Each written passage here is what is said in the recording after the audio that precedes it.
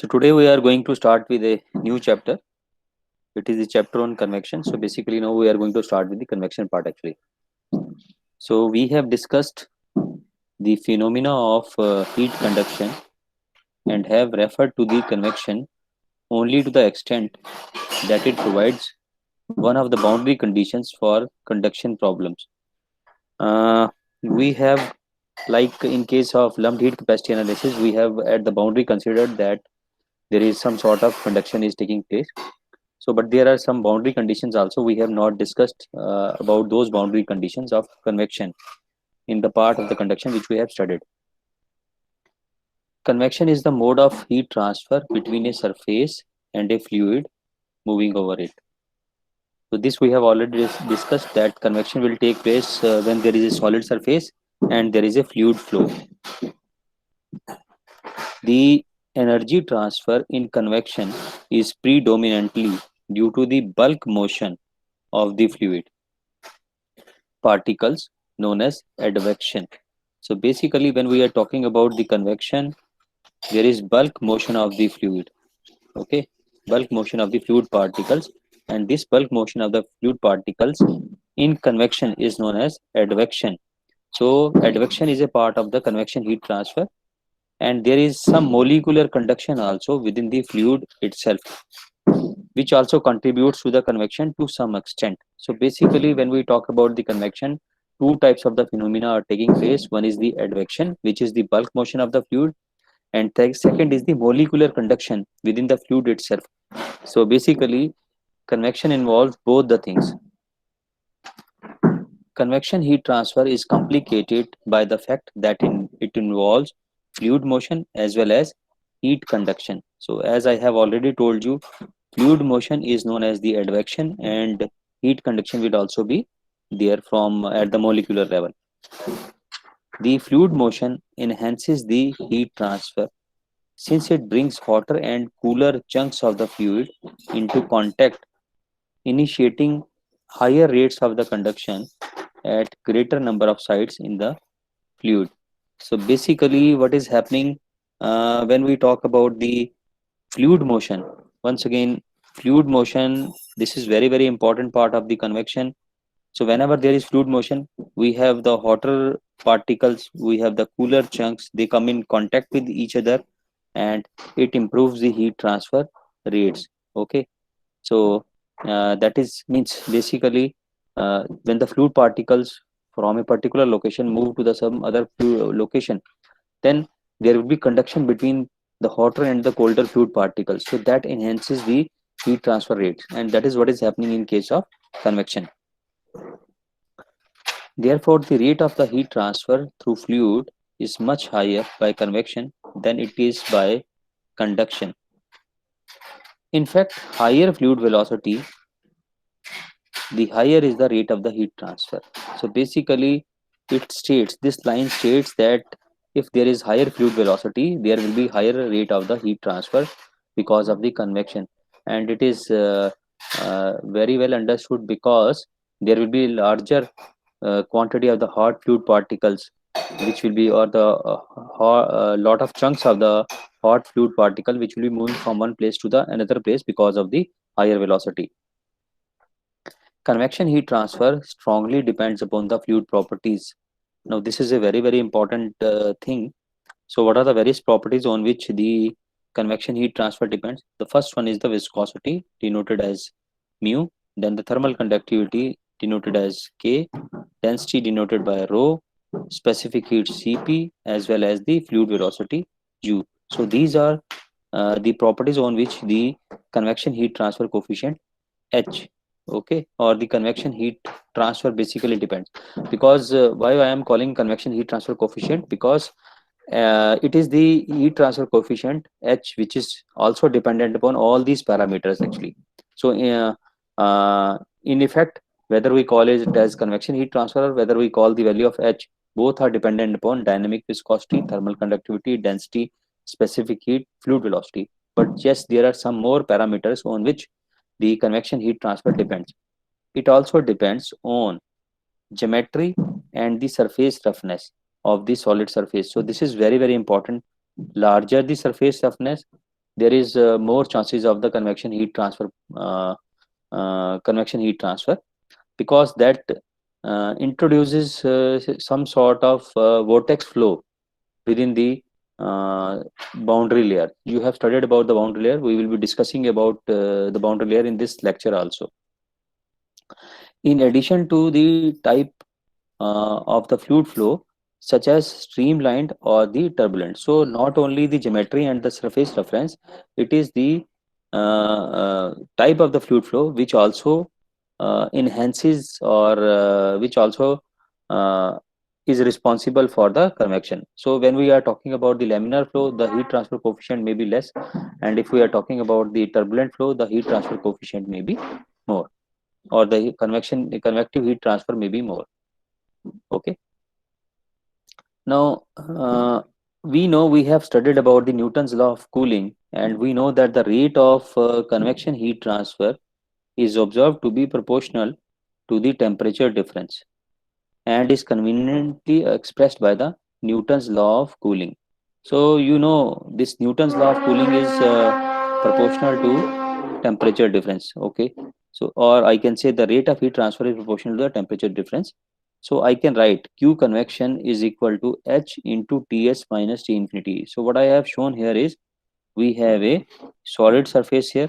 We are considering a hot iron block at 400 degrees Celsius, and the heat transfer coefficient, if it is, its value is H, and the surface temperature can be considered as Ts, and the T infinity is the temperature of the surrounding fluid which is flowing over this hot iron block. So Q convection will be given by H into Ts minus T infinity. Now, because this value Q convection, it is a sort of heat flux, so double prime should be added to its nomenclature. So Q double dot convection will be equal to H Ts minus T infinity, and this is the value of heat transfer due to convection in watts per meter square.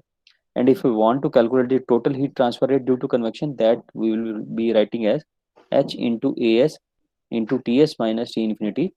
Okay, so where As is the surface area from which the heat transfer is taking place. So if the surface area of this solid block here is As, then the total heat transfer will be given by Ha Ts minus T infinity.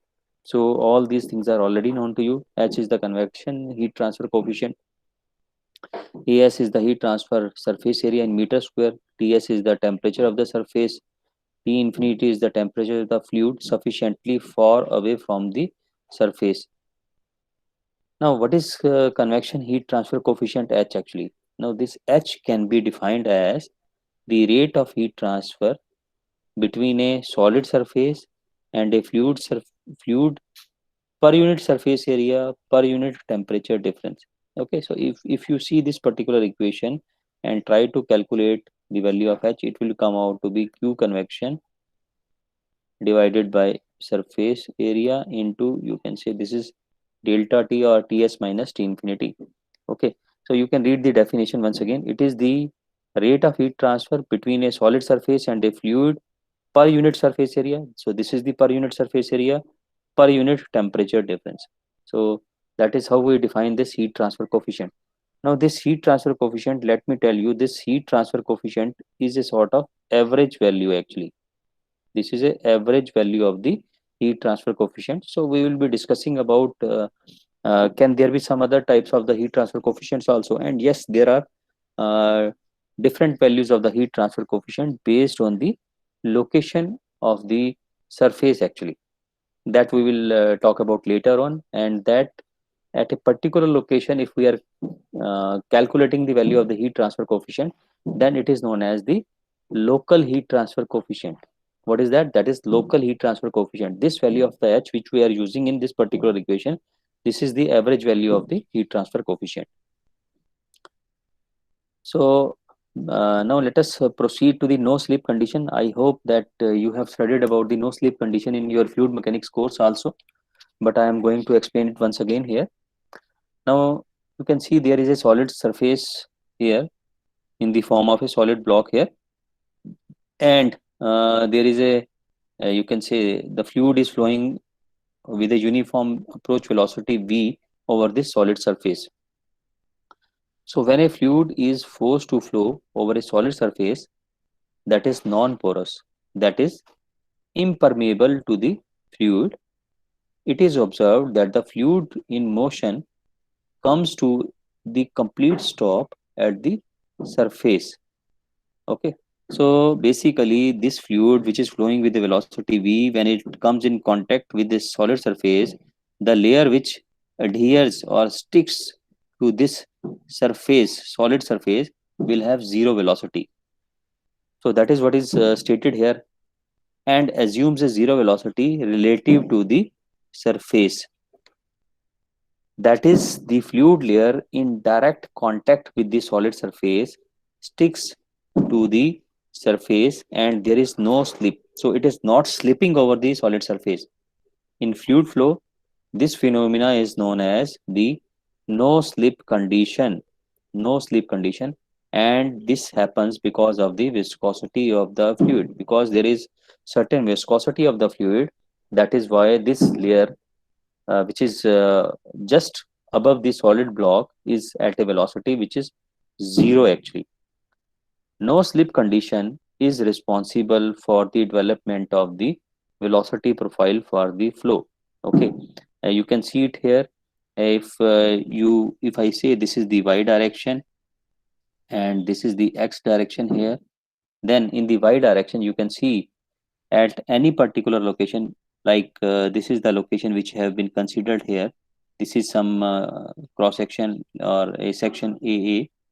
At this particular location, you see at this particular point the velocity is zero. If you move further up in the y direction, the velocity is increasing.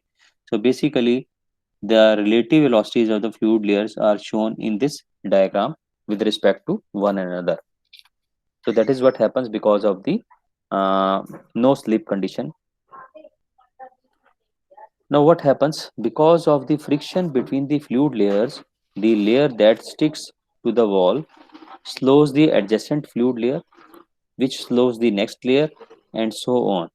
So that is why there is a change in the velocity. You can see the velocity profile is like this, and after a certain distance it is once again the velocity becomes constant. So you can say some sort of boundary layer is being developed here because of this no slip condition actually. As a consequence of no slip condition is that all velocity profiles must have zero values at the point of contact between a fluid and the solid. So basically, if I will be taking some other section here, the velocity profile may be going like this. Okay. So here in this particular case, the change is up to this particular point. The only exception to the no slip condition occurs in the extremely rarefied gases. So, the gases in which the molecules are far away from each other, in that particular case, you can consider that there may not be any no slip condition because, as such, there won't be any layer of the fluid which will be sticking to the wall actually. So, that sort of condition or no slip condition will not occur in case of rarefied gases. Now let us talk about the no temperature jump condition. Till now, we just talked about the no slip condition which you have studied in case of fluid mechanics also. Now we are going to talk about the no temperature jump condition, and it is a very important concept in heat transfer. So what you can see here in the diagram. So first of all, you need to understand certain points about this diagram. You can see we have a solid surface here. uh, this is the solid surface here, and this temperature of the solid surface is shown to be Ts. Okay, and the fluid which is flowing with a velocity u infinity has a temperature of T infinity, and this direction is y. The direction which is perpendicular to the surface of the plate is y direction. And if you see here, like in case of velocity boundary layer, here also, if you see this particular layer which is just sticking to the surface of the solid surface, the temperature here is same as Ts. Okay, this value is Ts as shown here. and slowly the temperature keeps on decreasing till we reach the particular point, at this particular point where the temperature is, you can say, equal to T infinity. So basically a sort of temperature gradients are also set up in this particular case, and the layer which is at a zero velocity, which is sticking to the solid surface, has a zero velocity, and consequently because it has a zero velocity, the heat transfer between that solid surface and that fluid layer which is sticking to the solid surface is taking place because of conduction only, and that is why the temperature of that layer becomes equal to the solid surface temperature, and both are equal. So let us read what is written here. A similar phenomena occurs for the temperature when two bodies at different temperatures are brought into contact. Heat transfer occurs until both bodies assume the same temperature at the point of contact. Therefore, a fluid and a solid surface will have the same temperature at the point of contact. So that is what I want to say. Suppose this is the solid surface, and this is the layer of the fluid which is sticking to the solid surface. Then there is heat transfer taking place from the solid surface to the fluid surface, or the fluid layer which is sticking to the surface, and this heat transfer is because of conduction. Okay, this is known as the no temperature jump condition. What is no temperature jump condition? The fluid layer and the solid surface will have the same temperature at the point of the contact, and this is known as the no temperature jump condition. That means the temperature of the both surface as well as the fluid layer which is sticking to the solid surface is same. An implication of the no slip condition and no temperature jump condition is that heat transfer from the solid surface to the fluid layer adjacent to the surface is by pure conduction. So mind it, it is taking place because of pure conduction. So this heat transfer which we are assuming is because of convection. So this is a sort of convection which is taking place. Okay, but this convection is just because of a sort of conduction only. Okay, because the fluid layer which is sticking to the surface has zero velocity, and this is happening since the fluid layer is motionless, and hence what we can write here is that q convection, this heat transfer which is taking place because of the convection. As I have already told you that when the heat transfer is taking place from the solid to fluid, it is actually known as convection. But in this particular scenario, what is happening, the layer which is sticking to the surface, solid surface, is stationary or motionless because of the no slip condition, and there is no temperature jump condition. So the heat transfer which is taking place, that is basically also can be stated as q conduction. And so if we would like to calculate the value of q conduction in this particular case, you can see there is a particular temperature gradient which is coming up here. This value, this tangent which I have shown here at the point of contact between the solid surface and the um, thermal boundary layer, or rather temperature profile which is shown here. This is the temperature profile which is generated because of the uh, difference in the temperature of the fluid which is coming over the plate and the surface temperature. Okay, so this is the temperature profile which is generated here.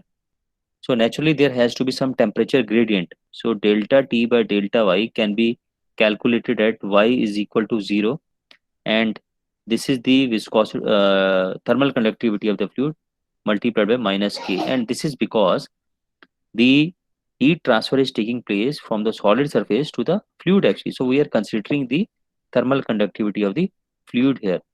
So I hope this point is clear to you. And one more thing, if you see this diagram, you can see here we are considering the thermal boundary layer development on an isothermal flat plate. So this is basically, you can say, a isothermal flat plate. So don't worry, we will be discussing about the thermal boundary layer once again. We will be discussing about the isothermal plates once again later on in our uh, next few lectures. Now you can see it here. After we write this particular equation here, okay. Now what is T? What is T representing here? T represents the temperature distribution in the fluid. and delta T by delta Y at Y is equal to 0 is the temperature gradient at the surface. You might be remembering when we used to write the Fourier's law of heat conduction, we used to write del T by del X, because in that particular case we used to see the temperature gradient in the X direction. So there we used to calculate temperature gradient in X direction, but now the temperature is varying in the Y direction, not in the X direction. As you have seen here, I am saying that it is an isothermal plate. So whether you see the temperature of the plate at this particular location, this particular location, this location, or this location, temperature of the plate is going to remain the same, which is Ts. So there is no change in the temperature gradient in the X direction. This heat is then convected away from the surface as a result of the fluid motion. Okay. Note that the convection heat transfer from the solid surface to the fluid is merely the conduction heat transfer from the solid surface to the fluid layer adjacent to the surface. So this is what I have already told you, that Q convection is taking place just because of the conduction only. Okay.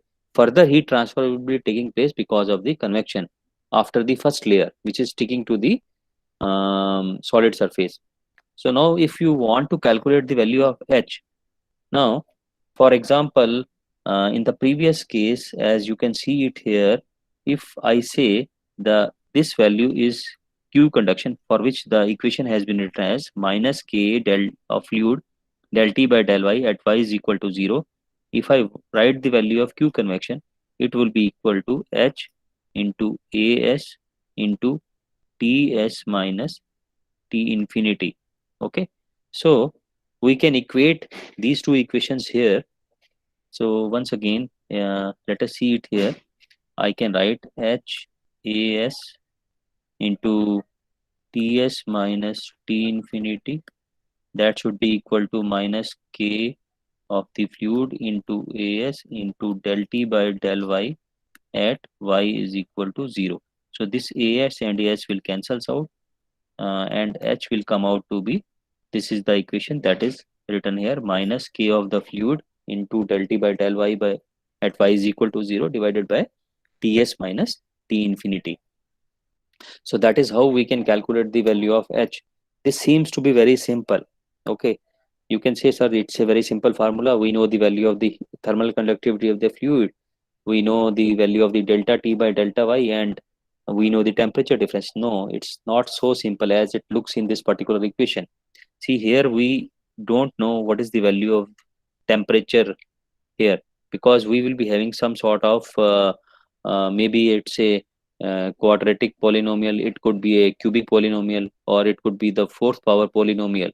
Okay, so like in your heat transfer course, you must have studied that the value of u is varying as a function of y actually, when you studied about the velocity boundary layer actually. Here it's we will be getting a sort of temperature boundary layer or the thermal boundary layer. So temperature will also be varying with respect in the y direction. It could be a you can say quadratic polynomial, cubic polynomial, or fourth power polynomial. So larger the number of the terms which we will consider, better would be the temperature distribution which would be depicted in this particular case. Okay, so convection heat transfer coefficient in general varies along the flow direction, x direction. So till now, as I told you in the previous case, whatever the value which you are calculating here, this is a sort of some average value. This is a sort of some average value, or you can say it's a mean value of the heat transfer coefficient, which we are calculating for calculating the convective heat transfer actually. Okay, but actually what exactly happens is that the heat transfer coefficient is not constant throughout the length of the surface or the solid surface. See, in the previous case, I have assumed a isothermal flat plate. Okay, on the isothermal flat plate, I calculated some average value of the heat transfer coefficient, and based on that heat transfer coefficient, I can calculate the convection heat transfer. But that is the average value of heat transfer coefficient. But if I will take different x values, okay, from the leading edge to the trailing edge of the plate, then at each and every location the value of x is going to vary. It doesn't remains constant. Why it doesn't remains constant? Because in fluid mechanics course you have studied there is some sort of the velocity boundary layer which develops from the leading edge to the trailing edge, and you know the flow also changes initially at the from the uh, leading edge of the plate to certain distance of the plate. It remains the laminar flow, then it turns into transition, then it once again turns to from transition to it becomes turbulent, and so on. And similar phenomena happens in case of a pipe flow also. Okay, so that is the reason that we will be having different values of h, and not only that, there will may be some more reasons why the value of h varies, that you will come to know later on. Okay, so the average of the mean convection heat transfer coefficient for a surface in such cases is determined properly by averaging the local convection heat transfer coefficient. Okay, so when I say average heat transfer coefficient, sometimes I write it as h bar. Okay, for so average or mean heat transfer coefficient is written as h bar. So till now you have seen we were only using h, but now onwards we will be using h bar. H bar is average heat transfer coefficient, or if I am using only h without a bar, that is also a average heat transfer coefficient. Okay, and local heat transfer coefficient generally can be written as h as a function of x. So if I am writing hx, so it will be local heat transfer coefficient, but normally there can be different ways of writing the average heat transfer coefficient and the local heat transfer coefficient. Okay, so don't worry about that. A fluid velocity v and temperature T infinity flows over a surface of arbitrary shape of area AS. So there is a sort of some sort of aerofoil shape which is shown here in the diagram here. So you can see here what we are considering some small area DAS, from where the heat transfer which is taking place per unit area is Q double dash. Okay, and the total surface area is AS and its surface temperature is TS, whereas the fluid which is approaching this aerofoil body or the shape is at a velocity v and its temperature is T infinity. Okay, similarly we are also considering a case of a flat plate here, and here we have considered some small area, we can call it as DAS. The total surface area is AS, surface temperature is TS, total length of the plate from the leading edge to the trailing edge here is L, and from the leading edge at a distance x and a thickness dx, we are considering this is the you can say heat flux which is being convected out actually. Okay, the surface is presumed to be at uniform temperature Ts, and if Ts is greater than T infinity, we know that the convection heat transfer will occur. We know that surface heat flux and convection heat transfer coefficient both vary along the surface. So this I will tell you. Right now you may not be knowing why it is varying. Uh, or let me tell you some reason for it. If you will see this particular equation here, see what happens here. This is shown here. This is delta T by delta Y at Y is equal to 0. If I am considering this particular flat plate here and some sort of temperature boundary layer which is generated here. So if I will, if this temperature is T infinity and the temperature of the plate is Ts at each and every point. Okay, this is a isothermal flat plate you can consider, or isothermal surface you can consider. So if I have to draw the temperature profile here, it would be something like this. This is the temperature profile. Okay, if I take this particular cross section, the temperature profile, if uh, I will also have to consider that, let us say Ts is greater than T infinity, or otherwise it could be the other way also, that T infinity is greater than Ts. Both the cases can occur in this particular case. So if I will consider this particular case, that Ts is greater than T infinity, so if I say this is the value of Ts, okay, this is the value of Ts, and you can say here at this particular point this is the value of T infinity. Okay, so the temperature profile is something like this. The moment I choose some other cross section, once again the plate temperature is same, this much only, this much, and there this is the T infinity temperature. So you can see this is the temperature profile. So the temperature profile is varying. So when the temperature profile is varying, what is happening to this uh, gradient here, delta T by del Y will vary actually in each of these cases. They will have different slopes at the point of the contact, and because of this, the value of the heat transfer also, local heat transfer also varies actually. You can see it here. Though I have said it is average heat transfer coefficient, but if you will see clearly, if I am taking different locations, and if the value of delta T by delta Y is changing, then this K of the fluid and Ts minus T infinity is constant. So value of H will vary actually. So it's a sort of local heat transfer coefficient if I am considering the particular cross section of the solid surface. So that is what I wanted to tell you. So now the total heat transfer rate Q may be obtained by integrating the local heat flux over the entire surface. So what I want to say is, if I want to calculate the total value of the Q due to convection, that would be equal to Q double dash into DAS, because this is has the unit watts per meter square and this has the units of area meter square.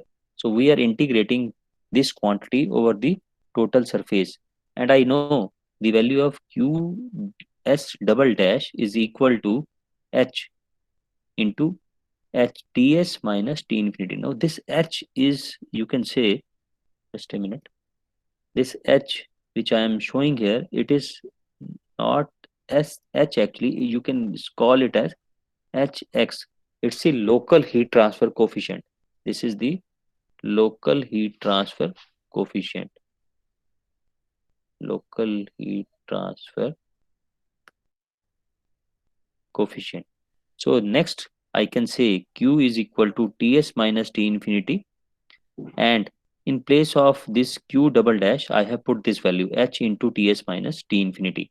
So H, this is local value Hx, you can say, into DAS. Okay, so this is a constant value, and then in place of DAS what I am writing here is this value is DAS. Okay, and this DAS can be assumed as DAX into 1, because I am considering that the length of this plate uh, in a direction perpendicular to the direction of the flow is considered as unity. So this width or the breadth of the plate is considered as 1 meter or unity. Okay, so that is why I am considering that the total area, this small area dA, is equal to dx into 1. So this is the value of DAS, and then if I define the average heat transfer coefficient as H bar for the entire surface, okay, the total heat transfer rate may also be expressed as H bar into AS into Ts minus T infinity. So this is also another way of writing the value of Q. So we have defined two expressions for the value of the total heat transfer. One is in the terms of the local heat transfer coefficient, which is given by this particular equation, which is equal to Ts minus T infinity into 0 to L Hx into dx into 1. This is the value of the local heat transfer coefficient. So we can equate both these equations. If I call this as the equation number 1 and this as the equation number 2, so both the left hand sides are same. So I can calculate the value of H bar here. You can see Ts minus T infinity will cancel out from both these equations, and here you have this value and here you have this value. Okay, so I will be left with, you can write this equation so that you are able to understand it easily. So I can write this as Hx into x is equal to 0 to x is equal to L into dx, and Ts minus T infinity has already been cancelled. I am not considering that. That is equal to H bar into AS. Okay, so this as is once again equal to, you can say, L into 1. So h bar will be given as 1 over L integral 0 to L h, now this is local heat transfer coefficient into dx. So this is the value of the average heat transfer coefficient in terms of the local heat transfer coefficient. So if it is clear, I can proceed further. If you have any question, you can ask me. Any questions? Okay, so I will proceed further.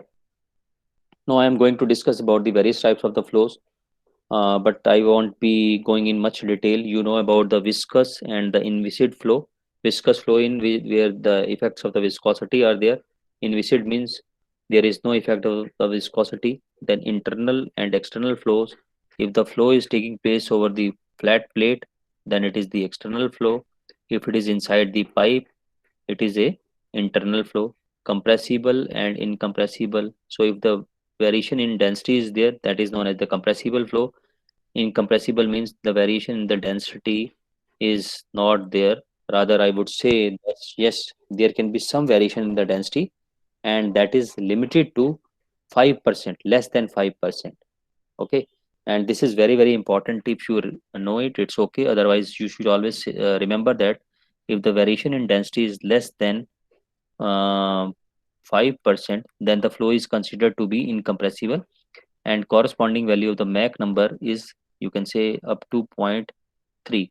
So if the fluid velocities are such that the Mach number value is less than zero point 0.3, then it will be considered as incompressible fluid flow. Then you know about the laminar and the turbulent fluid flow. I am not going to discuss about it. Then natural versus the forced flow. Natural flow means the this is a sort of taking place because of its own, versus forced, like we are making the fluid to flow because of the some device like a pump or a blower, like that. Steady versus unsteady. Steady, you know, the properties are not varying with respect to time. Unsteady means the properties are varying with respect to time. Then the next is the 1, 2, and 3 dimensional flows. Now this is important: one dimensional, two dimensional, and three dimensional. So I will just discuss about it. Flow field is best described by the velocity distribution, and thus a flow is said to be one dimensional, two, or three dimensional if the flow velocity varies in one, two, or three directions respectively, or dimensions respectively. A fluid flow involves a three-dimensional geometry, and the velocity may vary in all three dimensions, rendering the flow three-dimensional. For example, if the properties are varying in x, y, and z direction in rectangular, or r, theta, and z direction in cylindrical coordinates, then it will become a three-dimensional fluid flow. So if you consider this particular case, which I have shown here, in the flow of the fluid in a pipe, then it can be considered as a one-dimensional fluid flow if it is in the fully developed region actually. Okay, you know about the fully developed flow and whelping flow. So when the fluid is entering into the pipe at this particular location, there is a certain distance till a certain distance from the starting of the pipe, which is known as the entry region, during which the velocity profile is developing. Once the velocity profile is fully developed, after that you can consider that the flow is one dimensional. Okay, so because why it is one dimensional? Since the velocity varies in the radial direction only. You can see here the velocity is varying in the radial direction. If I consider this particular point, here the value of the radius is 0. I go here, the value of radius increases. I go here, the value of the radius has increased more. And here, this is the pipe radius, capital R, I can consider. So you can see at the center, the velocity is the maximum. Then it has started decreasing, decreasing, and decreasing. And at the pipe surface, it becomes 0. And you know, this reason for becoming of the velocity profile to be 0, or the velocity to be 0, is that it is the no slip condition which is making this velocity profile to become uh, um, you can say parabolic, or the velocity at the wall, it becomes zero actually. So if you will take, now if you will see the side view, see if from the side view you have different angles also, but with the angle also you will not find any change in the velocity. Or if you will take the z direction, this you can say, this is the z direction. So whether you find the velocity profile at this particular location, this particular location, or this location, that is going to remain same. So basically what is happening, the velocity profile is not changing in theta direction as well as in uh, uh, z direction. Okay, only the velocity is change varying in the r direction or the radial direction. So that is why we can say it is the one dimensional flow. But whenever we have to calculate some parameter at a particular cross section, though the velocity is varying, the velocity at the center is maximum, whereas the velocity at the wall is zero. But suppose you have to calculate the value of the Reynolds number. What do? You calculate some average velocity. Okay. So what we do? We take that average velocity of the fluid for calculation. Okay. But that is, the velocities cannot be uniform across the cross section of the pipe because of no slip condition. This is what I have already told you. Now this is about the boundary layer, velocity boundary layer. I think you have studied about it, but I will give you some idea about it once again.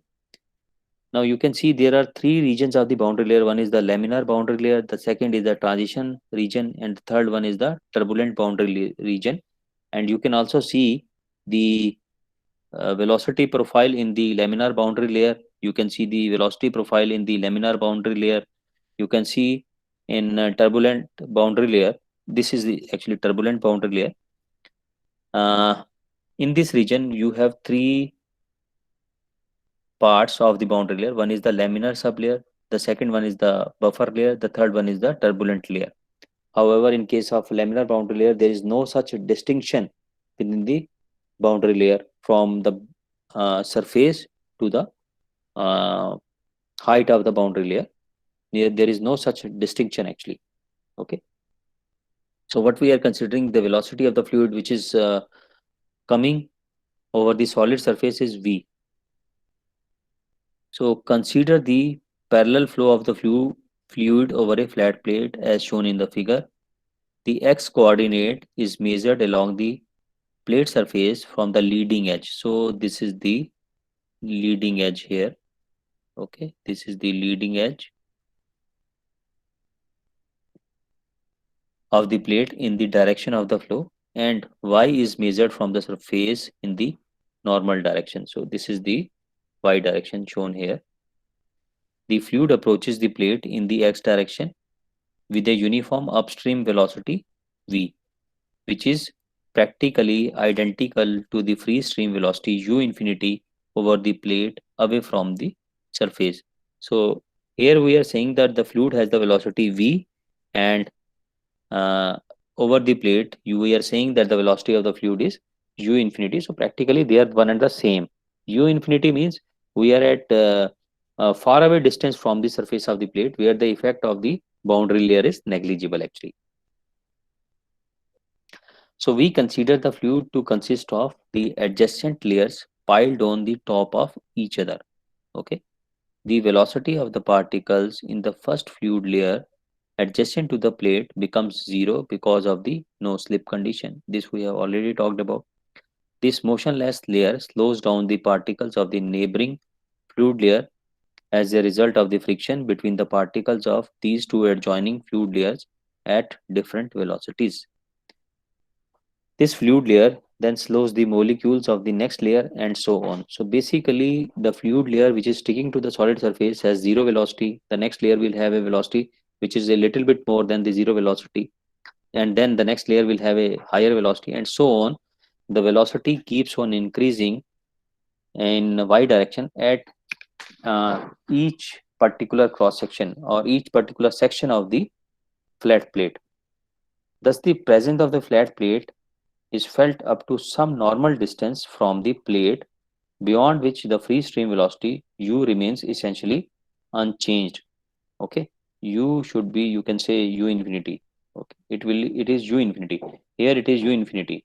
So up to this particular point, we can say that the effect of the boundary layer is can be perceived actually. As a result, the x component of the fluid velocity u will vary from 0 at y to u infinity at y is equal to infinity. So basically here, if you are considering here the value of y is equal to 0 and the value of u is also equal to 0. Now this is the velocity profile. So this u is a function of y actually. And if you are far away, say this distance is infinity, if I am considering this as the infinite distance, though this will be very, very small, but for the velocity boundary layer, it's a sort of infinite distance. So at this particular location, the value is equal to, you can say, infinity or u infinity. So this is the value of velocity at y is equal to infinity. The region of the flow above the plate bounded in which the effects of the viscous shearing forces are caused by the fluid velocity are, are felt is known as the velocity boundary layer. So velocity boundary layer is that region in which the effect of the fluid velocity is felt. Okay, beyond the boundary layer you will not find any effect of the fluid viscosity. The boundary layer thickness delta, so we are representing the boundary layer thickness by the symbol delta, is typically defined as distance y from the surface at which the velocity u is equal to 0.99 of the free stream velocity. U infinity is known as free stream velocity. The hypothetical line u is equal to 0.99 u infinity divides the flow over the plate into two regions. One is the boundary layer region in which the viscous effects and the velocity changes are significant. Okay, velocity changes are significant. And the inviscid flow region, which is above the boundary layer region, in which the frictional effects are negligible and velocity essentially remains constant. So basically, if this is the flat plate and this is the velocity boundary layer here, this is the boundary layer thickness delta t. So in this region, we can consider the effects of the viscosity, whereas outside this region, we will not find any frictional effects because of the viscosity, because the velocity is u infinity. So even if there are layers, even if it's a laminar flow, all the layers are moving with this same speed, whereas in this particular region, which is velocity boundary layer, the first layer, this layer is moving with a velocity u. The layer which is sticking here has a velocity equal to 0. Then here the velocity has increased, here the velocity has even increased. So that is how this boundary layer is developed, and because of the different velocities between the layers, there are frictional effects. This is shown here also, velocity at the surface, and it is, you can see, at infinity this velocity is shown to be 0.99 times the free stream velocity, which is represented here as v. So this is the relative velocity of the fluid layers. Now uh, we can calculate, we can apply the Newton's law of viscosity in this boundary layer, and where the shear stress at the surface or at the wall will be given by mu del u by del y at y is equal to 0. Okay, and the determination of the surface shear stress from above equation is not practical since it requires the knowledge of the flow velocity profile. You can see here when we talk about this u, until unless I know u is a function, say a plus by plus cy square plus dy cube plus so on. If I don't know this particular equation which is representing the velocity profile, I am not in a position to calculate this value of del u by del y. Okay, then what I have to do, I cannot use this particular equation for calculating the shear stress. The more practical approach in external flows is to relate the shear surface shear stress to the upstream velocity. So rather than using the velocity of the fluid in the boundary layer, we make a use of u infinity, and we define a friction coefficient which is given by tau s divided by rho u square in uh, u square of infinity, u infinity square divided by 2. Okay, so we are using this u infinity square, so it is free stream velocity. It is not the velocity of the fluid within the boundary layer, where Cf is the dimensionless friction coefficient whose value in most cases is determined experimentally, and rho is the density of the fluid. And once we know the value of the friction coefficient Cf, which generally vary with the location of the along the surface, so Cf is also varying along the surface. So basically, once again I would like to tell you, we can have two values of Cf. One could be the average value of the skin friction coefficient. Here you are calling it as the friction coefficient, sometimes we call it as the drag coefficient, sometimes we call it as the skin friction coefficient. So it is Cf can be written as Cf bar. So Cf bar means it is the average value of the friction coefficient. And then we can also have Cfx. So Cfx, when we say, it is the local value of the heat transfer coefficient at the particular location. So for the time being, we are talking about the average friction coefficient over a given surface is available. So we can calculate the friction force or the drag force. And this drag force, this is the drag force or the friction force. Sometimes we can, in fluid mechanics, you are familiar with the term FD, which is the drag force. So drag force will be given by this friction coefficient into the total surface area of the surface multiplied by rho v square by 2. Now this v square, it is basically u infinity square by 2. So different books are using the different nomenclatures. So it is nothing but it is rho u infinity square by 2, and where as is the surface area and friction coefficient is important parameter in heat transfer studies, since it directly related to the heat transfer coefficient and the power requirements of the pump or fan. So basically, when we are in a position to calculate the value of Cf, this is being calculated experimentally, as I have told you. If we are able to calculate this value of Cf experimentally, then we can also correlate it to the heat transfer coefficient. Or in other terms, I can say there can be a relationship which can be derived between the heat transfer coefficient as a function of Cf. Okay, if I am calling this as the average heat transfer coefficient, it can be average friction coefficient.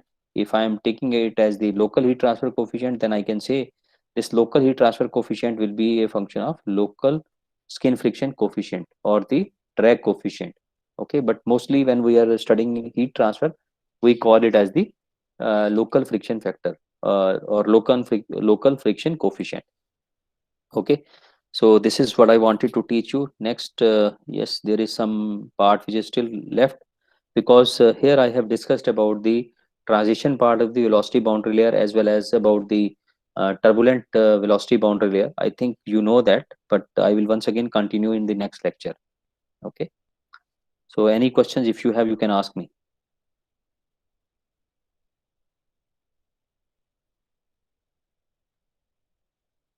Tell me if you have any questions.